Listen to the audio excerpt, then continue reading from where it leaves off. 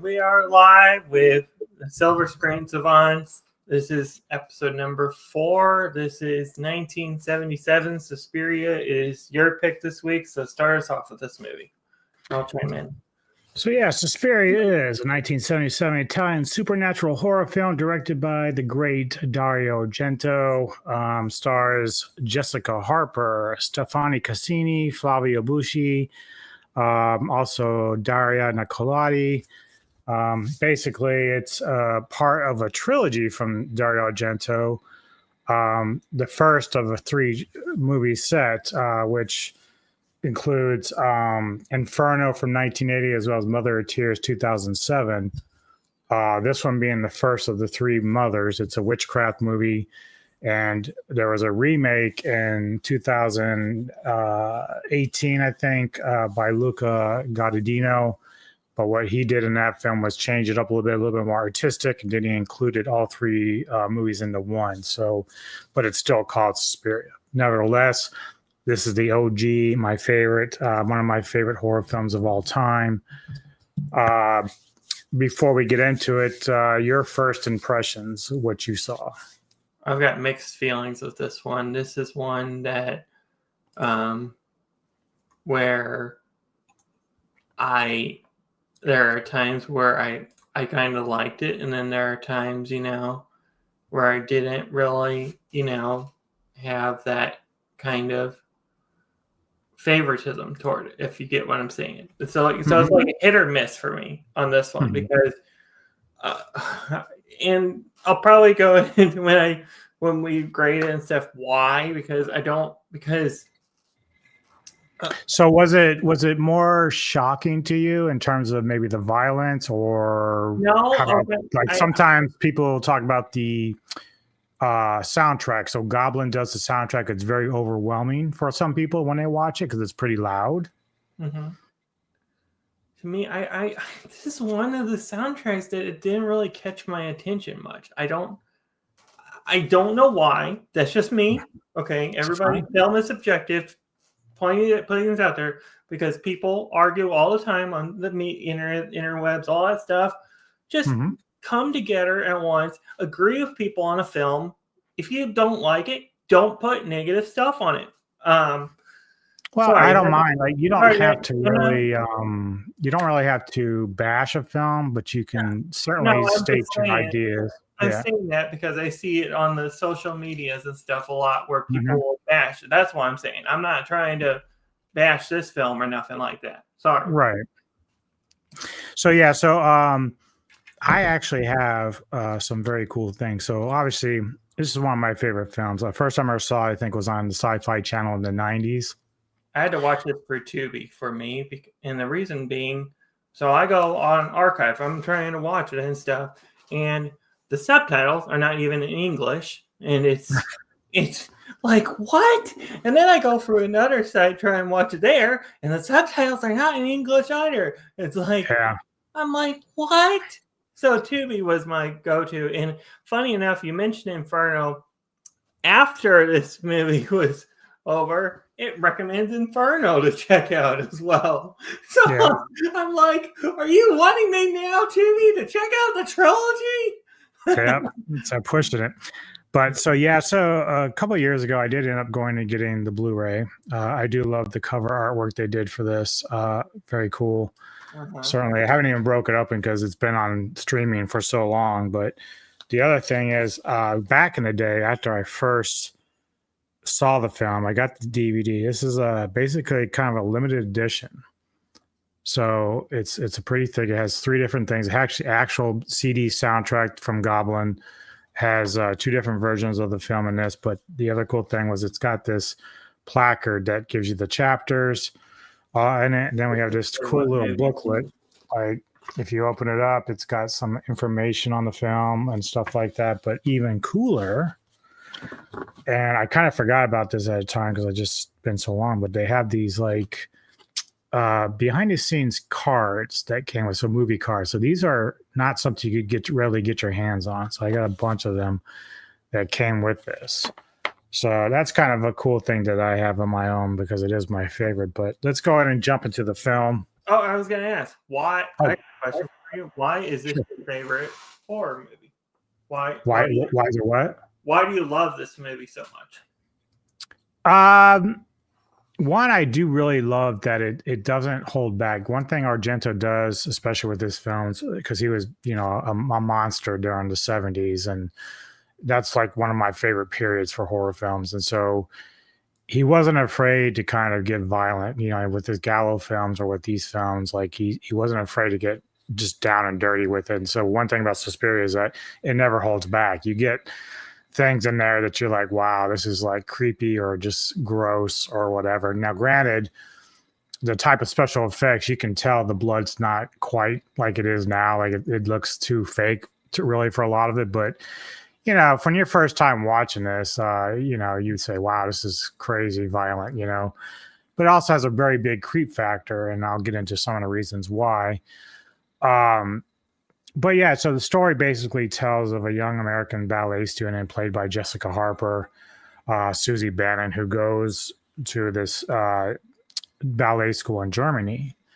And immediately, and this is where the cinematography comes in for Argento, is that Suzy arrives at the airport and it's kind of quiet, it's late at night. And so she's looking at the doors going out of the airport, and they're opening and closing. You can kind of see there's rain going on, but you don't really hear it.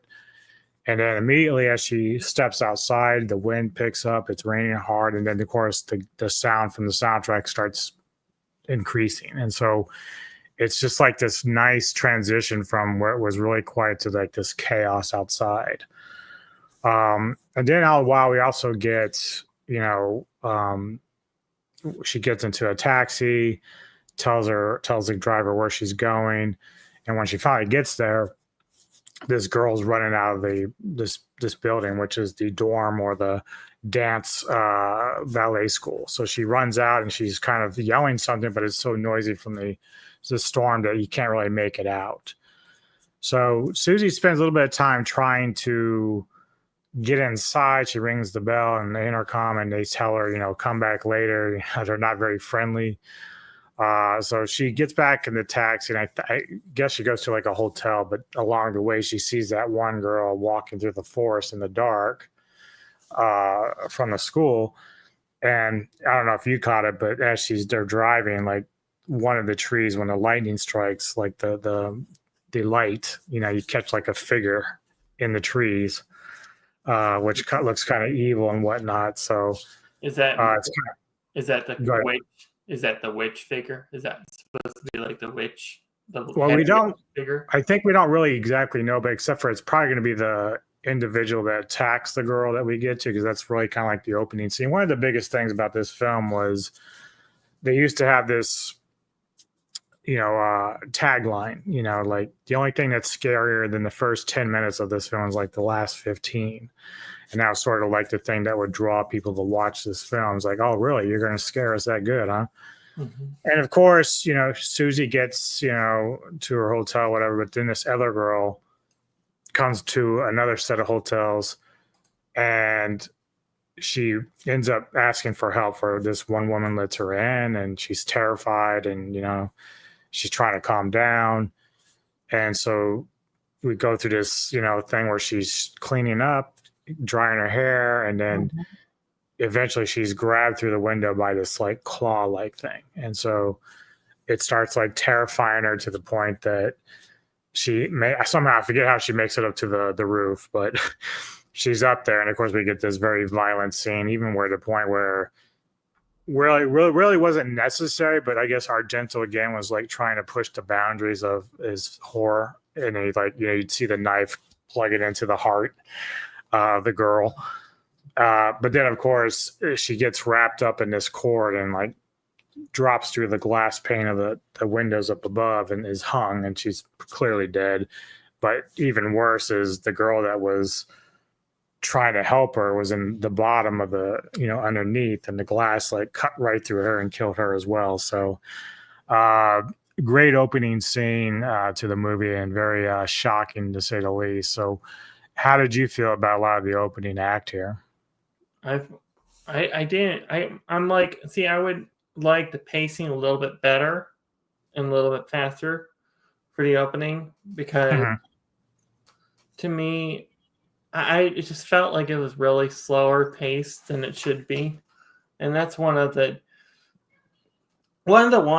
things I will say is some of these kills are unique and interesting to me. Like there's the one with the dog that attacks the owner. I don't know if it's a witch's dog, how they did that, but that's one kill that interested me. And then another is the first kill where you see the eyes and you see the hand just reaches out from the window. I'm like, Yeah. oh gosh, this is interesting. These kills for this movie intrigue me how they do it for this film. Does it mean that it's bad? No. I mean, you can do unique stuff like this, And then also, I like the one kill also where the girl, the second to last kill, where she's trying to escape out of the building, and then I don't know. Do we know actually who the person is that's murdering these characters is of the witches? Do we know which? You know what I mean? The implication is that now for the first one, it seems like it's a male figure, so I don't really know. But judging by how the witches operate, I'm assuming much like the ending, which I don't want to jump too far ahead, but the ending, it's probably people they've killed before that they might like raise from the dead. So I'm assuming it's something like that. The one person that I'm thinking it could be also is Mr. Tony. Oh, sorry. Hi, Tony. I'm like, where? See, I just now. But I want to say it's the silent character that is the one that started the first. Yeah. What is his name again? Hi, Tony. Let me see. I try to remember what the guy's name was. I know who you're talking about. The really big guy that would just try to take their luggage up and down. And yeah, I don't remember his name, but yeah, I know who you're talking about though. But I mean, I could be wrong, but this, but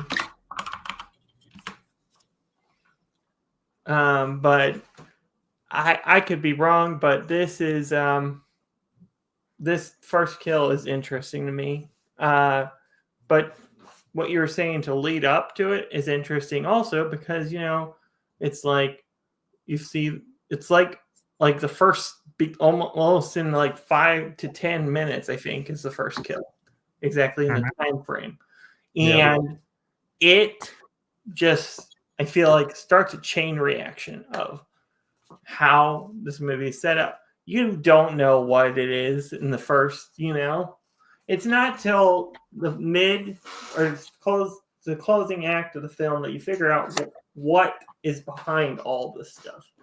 And I don't know. I don't know if you were a fan of the maggots in the ceiling, but I'm like, eee! Like for a second, I'm like that because I don't know what's coming. It was so interesting though how they did it. I'm like, is that coming from the witches? And that's the only thing that made sense to me with that. But yeah, I think some of it too, because obviously initially Suzy didn't want to stay at the dorm. She wanted like an apartment or something, but the witches had a way of trying to maneuver their students, the ones they wanted to get under control, to be in certain spots in the house and in the dorm. And so the maggots were part of them to collectively put them in the same space as the older witch who is invisible. So obviously we're kind of jumping around a little bit, but the idea was they were feeding them maybe blood through their food to kind of get them to be sedated so they were easily a lot of what I could tell from the witches is they used a lot of the girls for their energy. So it's like they were sucking energy out of them at night. And so, and this also fed the main witch. I'm trying to remember her name offhand here. So I can find it because I do give her a reference of a name. Marcos, Elena Marcos. So she's like this old school long-term witch, but everyone assumes she's been dead for ages, but she's really just kind of like invisible. She's managed to like hide herself. So yeah, so but you know, obviously when Suzy gets there and she starts dancing, there's a lot of people within the school, other women, the big guy, as well as like this woman that's like a chambermaid, or her son is with her or whatever, and they're kind of involved too. They use like prisms and stuff. So you see a lot of signs that they have some weird shit going on, and Suzy feels kind of like lightheaded because it's affecting her. So early on, you kind of understand that the witchcraft in this place is affecting the girls, and even her roommate starts to tell her about how she knows that these people go and gather down somewhere down a hall, but it's like a secret passage. Like she talks about the blue iris. That's something that gets spoken. So you get little hints here and there about what's going on. As far as like the dog thing, that's their piano player who plays piano for the dances. Yeah, he's blind. So he has like a seeing dog, and it's a German Shepherd. So obviously the dog ends up snapping at Albert, who's like the small kid, because the dog can sense that they're evil. Like he can sense that. I would do it more controlled, like in a transient state, if that's a better way to describe it, instead of more than just, controlled. Like, you know what I mean? Like they're brainwashed in a sense. They're like in a zombie kind of like state, if that makes better sense. Yeah. So that's the whole vibe you get when they're in that state. You get that vibe because, they can't, but in a sense also, there's like this big controller person controlling them also. That's, commanding them orders, all that stuff, to do this, do that. And I was kind of, this movie, the ending, like I'm like speechless with the ending. But to the point how you said, oh, he knows your thoughts on this movie? Yeah, Tony is not a fan of this film. I'm like Tony in a sense. That's okay. You guys have no taste. I can accept that. Yeah. But it is it's like a slow build, this movie, to how each kill is set up. Yeah, but I think the idea is that Argento wanted to kind of play with people. Like you get a sense that there's like a supernatural thing going on. You just don't really know what it is.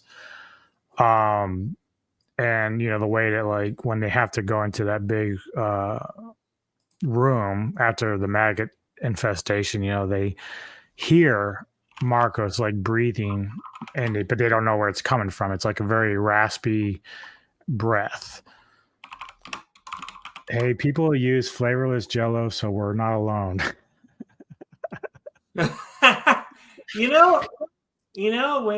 Tony just said that, that's what I'm thinking they used, like, as the blood effect. That's exactly what.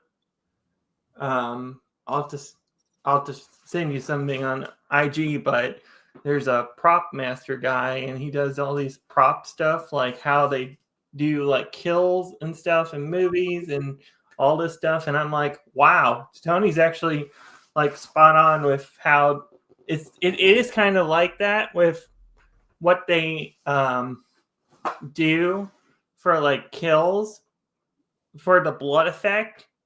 And I feel like it's still done, used properly to this day. The one thing to try to look at this film, if you kind of want to look outside of it a little bit, like despite the fact that you may not have been as impressed, one of the reasons why this film is revered as it is because one, it's not even so much the violence effect in this, it's how the use of the score as well as the use of light and color. So you'll notice that the reds and everything in this film are very vibrant. It's something that Argento is very known for about using his use of color. So when people look at it, they kind of look at it from more of an artistic viewpoint. Like even though there is a lot of violence in it, there's a lot of artistic things to take from it. The shots, the long hallways, the wind blowing the curtains, and going from red to blue and stuff like that. So that's one of the things I could really appreciate about the film from that point of view. If you don't approach it that way, obviously, but I do like the story as well. I think the story is great. There are hit and there are miss points for me with the story, but I mean, I get what you're saying. That's your opinion. Like, yeah, and I get that, and I respect that. Yeah. So again, back to I agree with this. Tony says he shouldn't have worried about color so much and made a better movie. I'll never understand my co-host of that show. Here you go, folks. He just said it. Hey, Alvin, would you like to be on Ghouls at Midnight? I like to replace the guy I just had. He's hurting my feelings.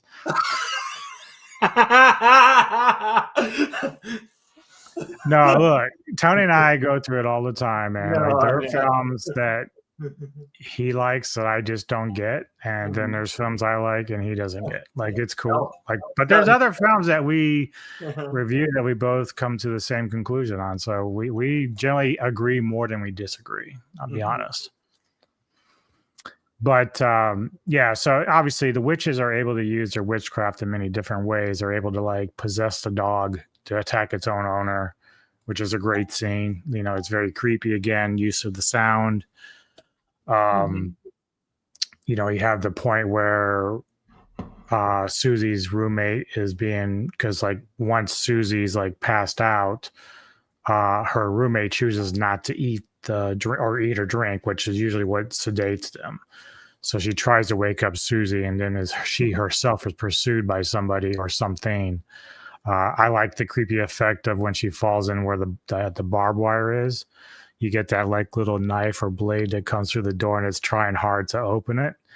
So it's a very creepy effect of her being chased and stuff like that. And of course, then you get the throat slitting, which is a good special effects there. It's believable.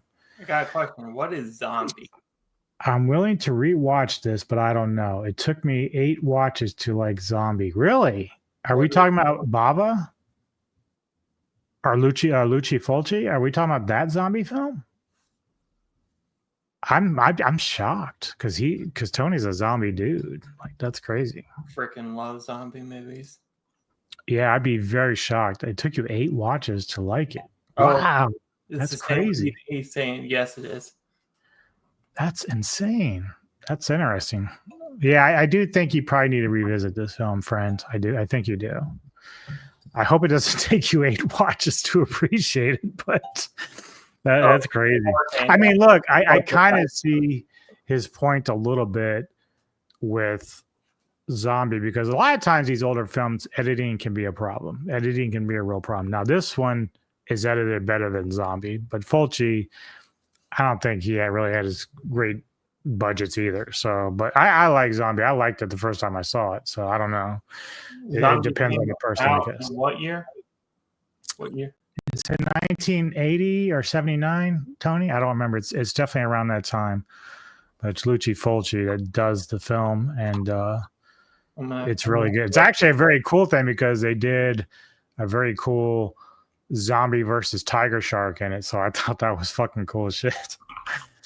Nevertheless, we're still talking about Suspiria here. I don't want to hijack our own review, but yeah. So again, the use of colors, I really like. A lot of people tend to appreciate that. There are people that even when they liked this version of Suspiria, ended up liking the newer remake better. There are people that do that. Oh, you're good, man. No worries. We like talking horror. That's what this is about. But yeah, so sooner or later, as time goes on, Suzy starts to kind of like realize that her friend has disappeared, and the teachers are telling her that she just left. So obviously, as a viewer, we know exactly what happened to the roommate, but Suzy doesn't. So Suzy then tries to go research what's going on at the school, and we actually get a cool cameo by Udo Kier, who's like a horror legend and icon in the horror industry, as Dr. Frank Mandel, and he's telling her the story about the three witches and Elena Marcus, the witch that used to run this coven. Mm-hmm. And so Suzy starts to unravel like what's going on. She stops drinking and eating the food they're giving her because she realizes that it's filled with like blood or some sort of liquid that will try to like knock her out. Yes, the colors are nice. Yes, they are. Yeah, I do think the colors, stood out, and they're bright, they're vibrant. You can,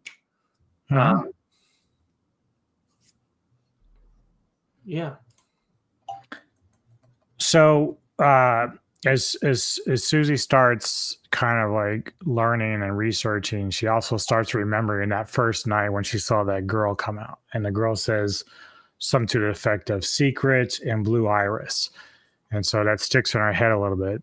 So obviously Suzy starts finding this like hidden. It's kind of a cool thing. It's like it's a hallway. So she finds this door, and she goes in.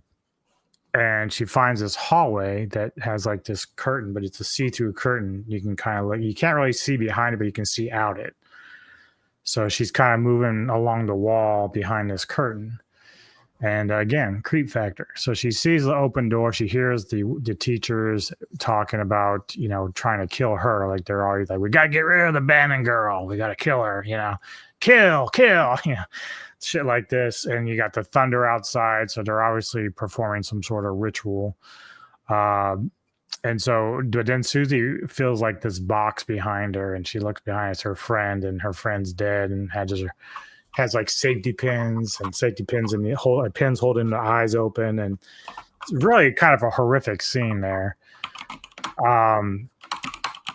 But she then starts like going back to the room, and she finds this room at the end where it has this like bed with this like canopy over it a little bit, and with some flowers and stuff like that in there. And she sees the wall, and then of course she sees the blue iris, and that's what led to the pathway. But she starts hearing that heavy breathing and raspy voice behind the curtain of where the bed is, and she's kind of like trying to see what's there, and then she bumps into something which startles Marcus, who's laying in bed. But as Suzy like moves the curtain, she can't see her, like there's nobody there, but she can hear the voice. It's like a ghost. And then of course Marcus is like, well, do you want to know what true horror is? And she starts to like, you tell her, what's behind the door is death. And so this is like one of the moments I love in the film. Like, you see this hand like kind of come around the door frame, and then it just pushes the door open, and her friend has like this butcher knife, and she's like laughing while blood's like coming out her mouth as she starts like kind of chasing after Suzy. Now Suzy has like this like, I don't know what you want to call it, came off that peacock figurine that was on there. It's like a sharp edge thing, and ends up stabbing Marcus in the throat, and we kind of get to see Marcus kind of materialize in front of us as this old hag. And the thing, if you're talking about the witch that at the end and stuff, I think that's a cool effect. The shadow, like it's like the flash of lightning might have helped the main character, I think, a lot with this one, because with help Jessica Harper. Sorry, I don't know why I'm saying names other than Harper. I do like the effect of the flash of lightning. It reveals Marcos, so she knows she's just sitting on the edge of the bed. She's like, bang, right in the pink. So I like also I kind of like the ending, how it sets up, because Helena's, we think, is dead, for the longest Mhm. time in this film. And then it finally builds into, no, that was her, I believe, also when they were sleeping in the film, when on the first floor.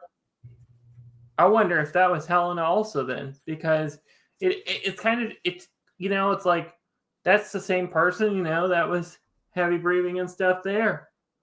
So I mean, what if she had, what if she had actually done it to kill there on Helena, and then it would have Mhm. been, it would have been.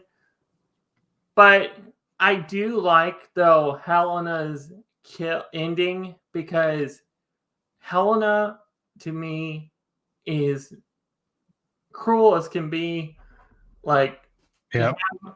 have them in the trance like state, to I guess you say, by day they're human, they're in control of their own selves, and then by night they become zombies. They become in a transient, insane kind of state, and I like that about this movie.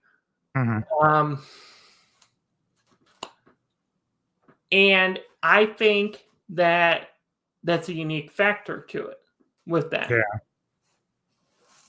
Yeah. I mean, I do love the horror aspect of it. Like, it's one thing to have to try to battle somebody who's invisible, a witch, and then seeing that her friend was becoming a tool for evil.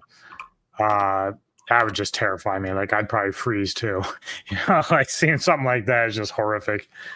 Um, but there is some cool notes about this. Apparently, the woman that played Helena was like a 90-year-old woman, but they never actually credited her on the film. Also, I guess during the filming of this, Argento would play Goblin's soundtrack at full blast to try to unnerve the cast. Like, he was purposely trying to make them scared, to elicit a reaction out of them, for the movie itself. So I thought that was a nice play from him, because Argento always kind of thought out of the box with his films. What is that? What is that, Tony? I don't know what that image is. Like a little blue um, whale, or like I like his daughter. Oh, yeah, Asia. who, Argento's? Yeah, Asia was in a few of his films, and she also was in Triple X and some other mainstream stuff.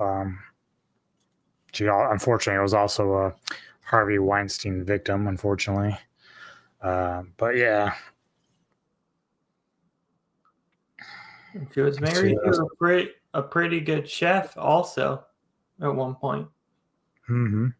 And Mr. Bourdain. Yeah, he died. Yeah. And yeah, I don't know if I've ever seen any of her work, or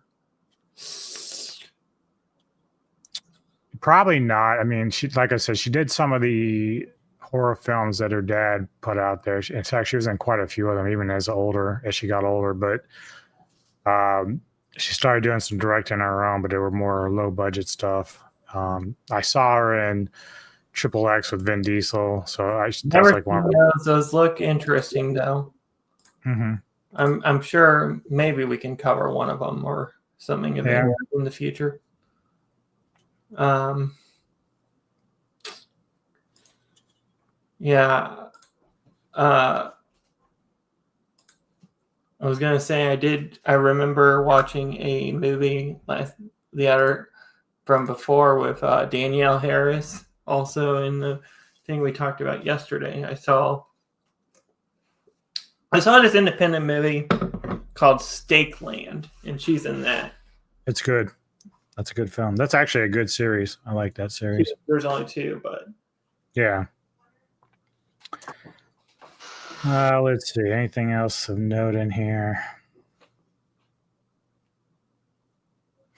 So director Argento cast Jessica Harper as the lead after seeing Harper's debut and Brian De Palma's Phantom of the Paradise. Yes, I remember that. She was in that film. I actually own that too. I didn't know this, though. Argento was so low after completing the film that he contemplated suicide. That's interesting. Glad he didn't. Still put out a lot of great films.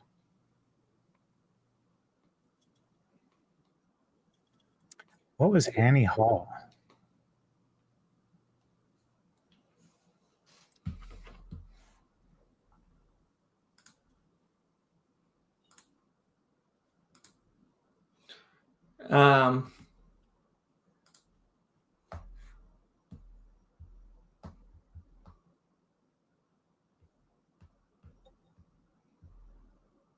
So there's some interesting. Suspiria did very well with Japanese audiences. A continued effect on Japanese horror can be seen in Takashi Sumu's ghost story, The Grudge. So it has influence there with that. So that's kind of cool. Udo Kier and other actors were dubbed in this film because they didn't record audio during filming. All voices and sounds were added later. Yeah, to what I know, Jessica Harper isn't even using her real voice in this film. It's somebody else, which is kind of funny. A glass feather is plucked from an ornament. Director Dario Argento's feature film was directing The Bird with the Crystal Plumage. And yep, we know that. All right. Well, what is your final thoughts and your score for 1977's Final thoughts. The pacing of this thing seemed off. Lay it all out, baby. Lay it all out. I would like more kills with this movie, actually. I think I would like, I would like a chain of events. Like, for example, you have that in like Friday the 13th, the original. Pretty sure it's been a while since I've seen that movie. So I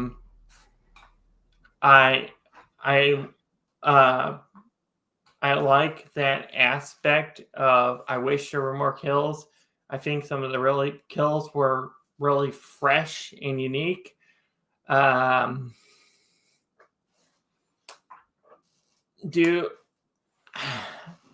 wish the pacing was better. I wish we didn't have it as slow build to stuff. I wish it was a little bit faster. And I wish it went the speed of like a slasher or a zombie movie or something, the pacing. So that way it, could go quicker and could lead to some more kills. I wish we had a little bit I wish we had backstory also to the witches. Like you could start the movie, do a prologue and then fast forward to now. I think that would help understand it for somebody new like me.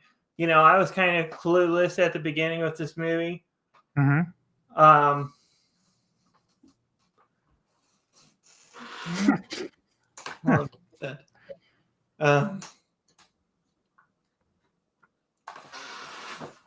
But I do think that's unique and cool.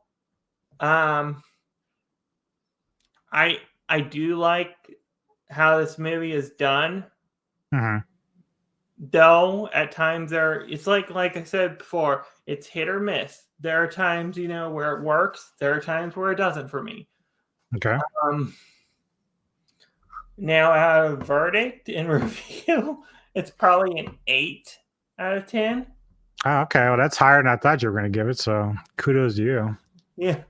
How high did you think I was going to go with this one? I thought you were going to pull a Tony and say it's a 5. I thought you were going to go there.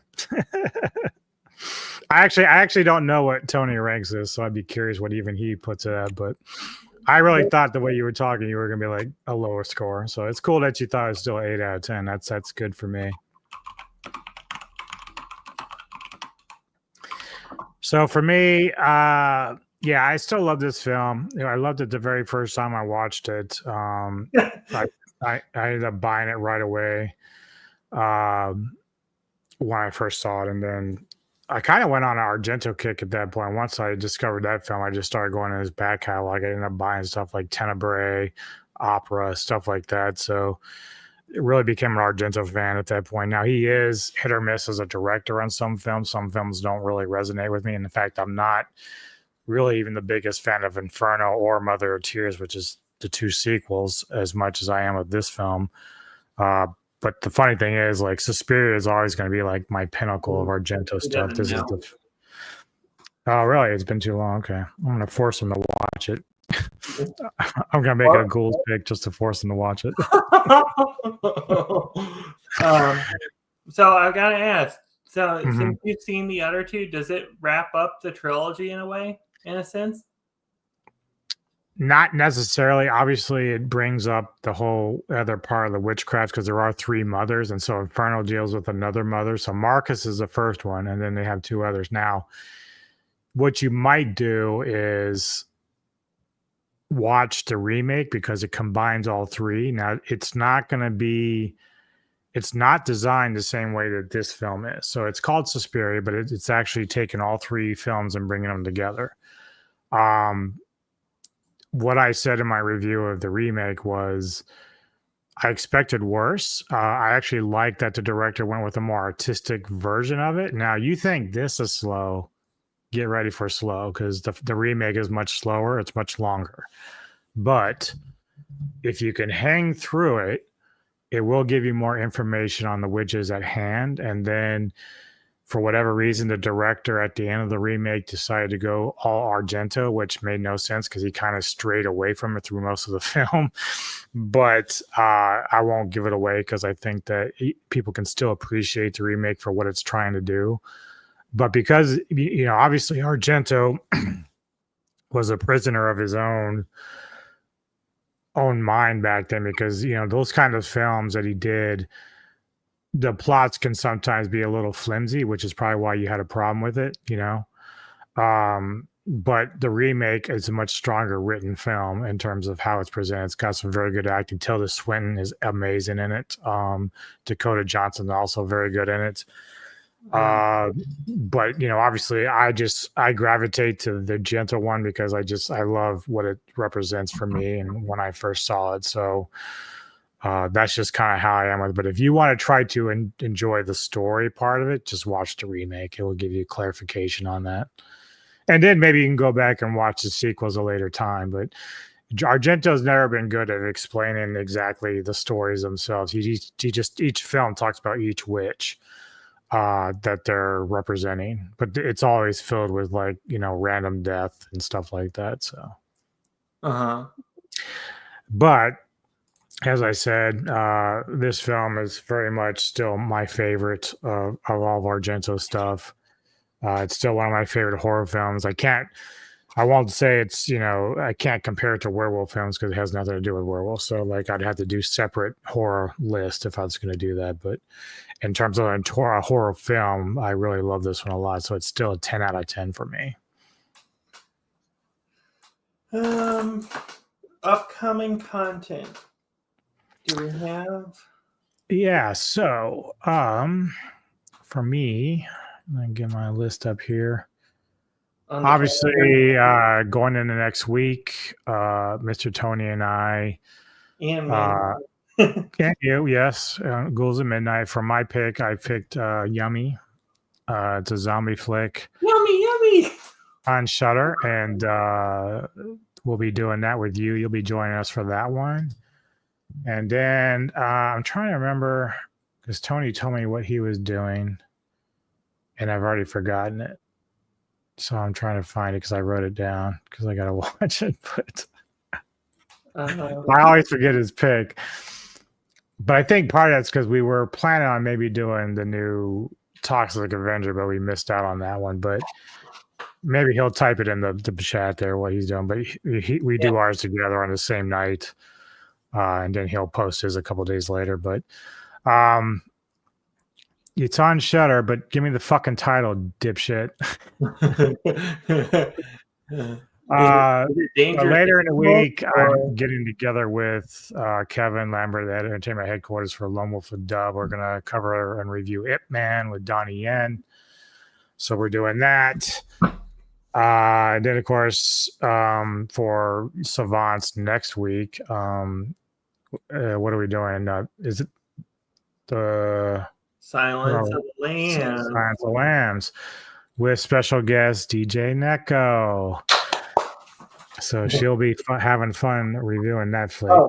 825 Forest Road, that's what it is. So that's what his pick is. And I got a feel I'm going to hate it, but we'll see how it goes. I've never heard of that one. Neither have I.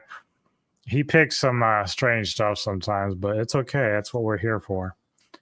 But we are going to get around to doing the Bambi the Reckoning too. I know we're going to be doing that soon because I'm interested in that film. That might be something I'll have to, if I watch it, maybe I can join you guys with that. I don't know. You're always welcome, man. We don't mind having guests. Yeah, so outside of that, I'm not really sure. I haven't really filled up my schedule yet, but I'll keep I know for the count. Oh, that's right. Yeah, so Tony, that's the reason why Tony picked it, because the people that made the Hell House series, if you've ever seen that movie, that like some documentary movie, it's a really good series. So the person that made that is making this 825 Forest Road. So that does give you a little bit of promise. It could be really good or really bad, but the Hell House series is excellent. In fact, I should tell Kevin to do a franchise on that because it's so good. Didn't you do a trailer reaction to one of them? Yeah, they're getting ready to release a new one, so that's why I'm really excited about that.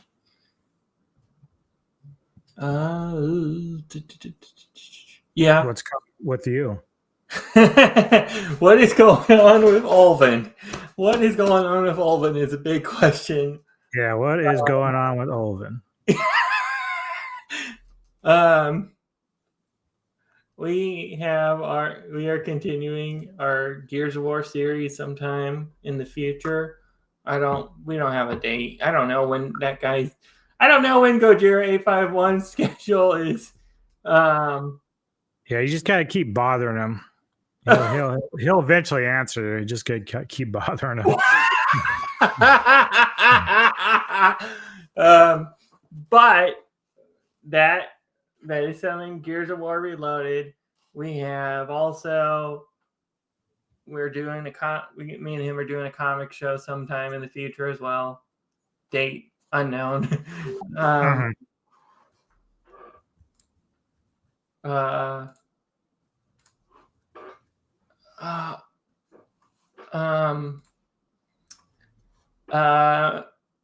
Do we want to tease other than what's for this? Do we want to go down the calendar with Savants and let everybody know for stuff, or should we just leave it for next week? Yeah, we'll just leave it because things might change, or your pick might change or whatever. So we'll see how it goes. But the thing is, I think that you and we decided that from now till the end of October, we're gonna kind of stick on the horror theme a little bit, and it's fun, and it's fresh, and it's unique. But also, like you said, I'll be on Ghouls of Midnight on Wednesday for your pick for Yummy. I like the name of it. It sounds like a gummy bear. The name sounds like a gummy bear. I can't remember if Tony said he saw it or not. I don't know if he's seen it yet, but he said he liked the cover of it. So, we also. Yeah, so that comic show will be covering The Max, which is he hasn't seen it yet. The Max is a thing the Sci-Fi Society has introduced me to.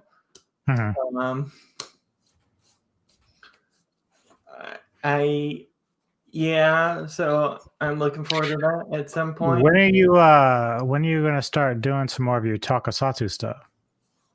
Good question. I have to finish the end. I have to make the outro. I have to finish the intro. I got a couple more stuff to put on it. I got it right now. So this is not visible right now to view or anything like that. It's it's on a minute right now or something. So, and I want to try and get it about the same length as a song from the band, so that way it just claps together and connects.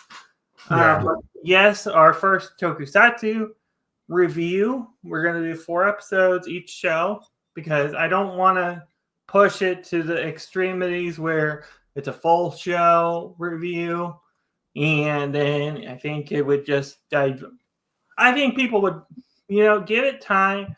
I have to give it time. I don't know if it's going to be Alzilla joining us or not. I've talked to him, but he hasn't responded about that. So, he's seen it. So it might be me and Geek, but I mean, if it is, it is, I'm sure there's others out there that would be willing to join and collaborate with in that category. I just got to reach out and all that stuff to them. But yeah, our first show will be over Android Kikaider episodes 1 through 4. Then we have another tokusatsu show that's Henshin. Let me see. 1 second.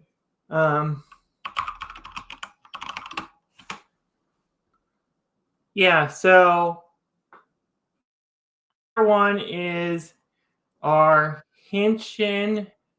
Oh, wait. Here we go. Henshin Heritage, or I think was the original name. I keep on getting them all jumbled in my brain. And one is Henshin Revolution Podcast. That's the one where we're going to cover Android Kikaider 1 through 4. I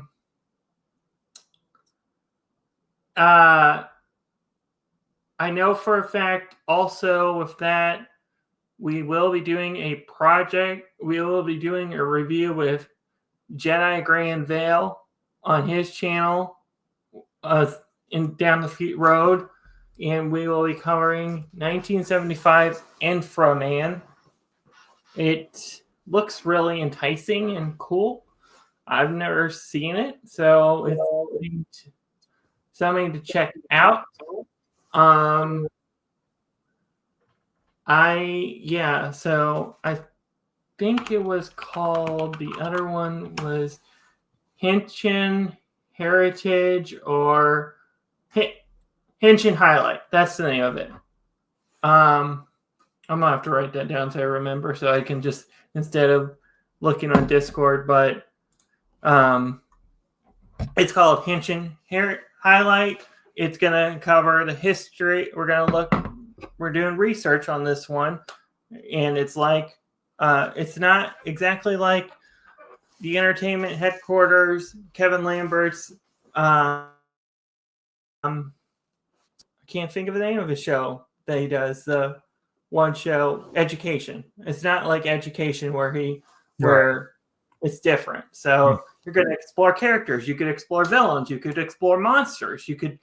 There is so many possibilities you could go with that show. Because there's so much Kamen Rider lore. There's so much Ultraman. There's so much Garo, Power Rangers, Super Sentai. There's anywhere you could go. So look forward to that in the future. That opening and outro. Thank you, Tony. I know. I'm trying to. I have to do the intro and outro for that show. I have not started that one yet. I might do a thrash metal as the opening for it. Ooh.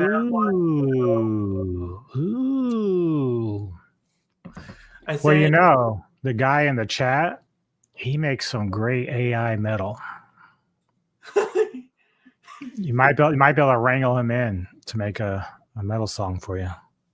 Oh, also, I sent it to Geek, so I want Geek to hear it before, make sure if, I want him to like he likes the song choices that we do. So do you. He said you do I did actually make that's his fault. He fucking got me going down that rabbit hole. I made like fucking 7 or 8 songs. Also, eventually, we have a giveaway on Savants I got an extra gizmo, so we'll be doing that. And I'll talk to you off stream for this, but I got an idea for merch for Savants, like a shirt. Yeah, I gotta get with Tony. We got shit we want to do too. So, dude, I was literally up till 2 a.m. doing that shit. My wife was laughing at me. Uh-oh. It was fun. I had a blast. It's actually making me rethink if I want to change some of my other intros because I'm a musician now. Explain, so the idea, I don't know if I should tell it now or save for off stream. Go ahead. Okay. Well, actually, hold off because you don't want anybody stealing your idea. So okay. Hold on. Yeah. But this has been Silver 1977's Suspiria.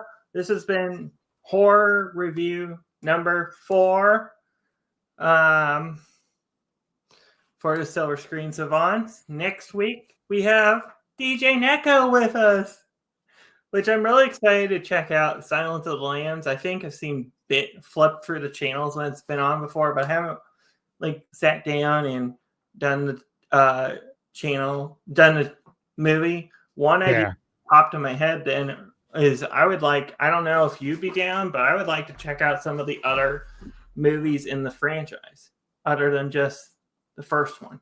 Other than which one for Silence of the Lambs? Oh, you're talking like Hannibal and Hannibal Rising and stuff like that. Yeah. Well, actually, also, there was a movie in the 80s that was I don't know if Silence was remade or not. I think it was. It's called Maneater with what's his face? Hopkins. No. Long before Silence came out. It's called Maneater or Manhunter. Excuse me, Manhunter. And it's a really good flick. It's actually what Silence was based upon. So 86 it came out. Yep. So that's a really good film. But that's just a suggestion, Maybe we can cover. Maybe I don't know if Neko would be down to do other ones in the universe other than just Silence of the Lambs. But this has been Silver Screen Savants, episode number 4 for horror reviews. We will be back next week. You'll see me, Tony, and Anubis on Wednesday on DJ Anubis's channel. So, yummy. For yummy. But we will see you all next time. Peace out, bitches.